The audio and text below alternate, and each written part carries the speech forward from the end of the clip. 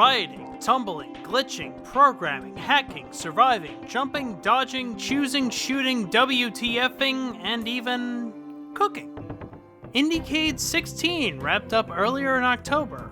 The annual festival celebrating lesser-known, more unique games had a lot of hidden gems shown off this year, which is great.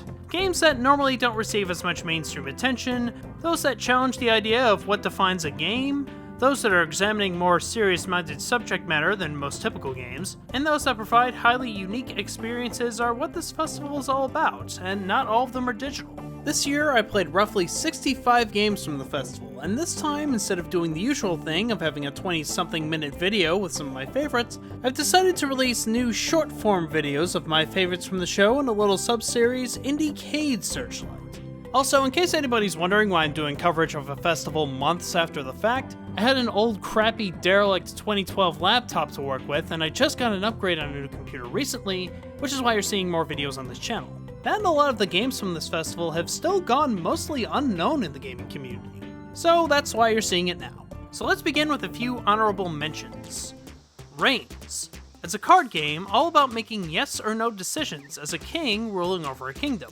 Each card has different levels of consequences to them, and each round is meant for you to die so you can gain new cards for the next king and try as long as you can.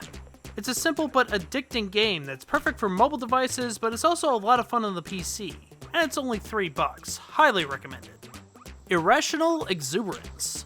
Buffalo Vision's take on VR has you exploring the reaches of space in a trippy, beautiful, and sometimes creepy experience. This was a year at IndieCade where developers have shown that they've learned how to handle VR games with no motion sickness, and Irrational Exuberance was one of them. And I'm excited to see Buffalo Vision's imaginations run wild with this.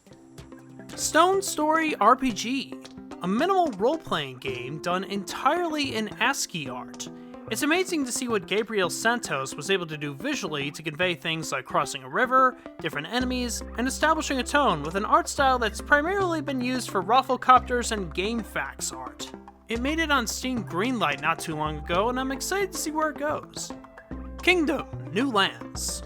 A sort of side-scroller 2D strategy game where you slowly build your kingdom. You can build your troops, your castle, fend off against attackers, and travel to new lands to gain more for your domain. It's been out for a bit with an expansion giving more content to the base game. It was also recently announced that another new expansion pack, Kingdom 2 Crowns, will be coming to the Switch along with the PC and consoles this year, including co-op. Really fresh take on the genre here.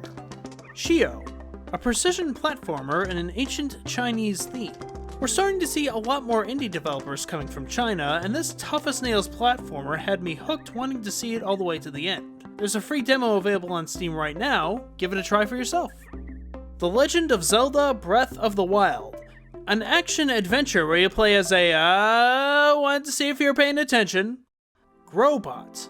A point-and-click adventure game with really gorgeous 2D art and plenty of interesting characters. I played it in a fairly early state and it had a lot of challenging and inventive puzzles to solve. Looking forward to seeing how this one progresses. And Metro Nexus. A local multiplayer game where you claim spaces depending on your color. It has a wide range of different art styles for each map and an interesting scoring system where the game doesn't give you an opinion on who won but lets the players determine that for themselves.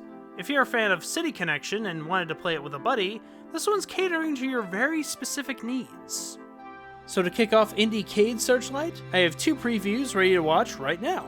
Be sure to subscribe to this channel to get notifications on new videos coming out. A big thanks to the IndieCade Festival for all the access and to all the developers who've supported this coverage.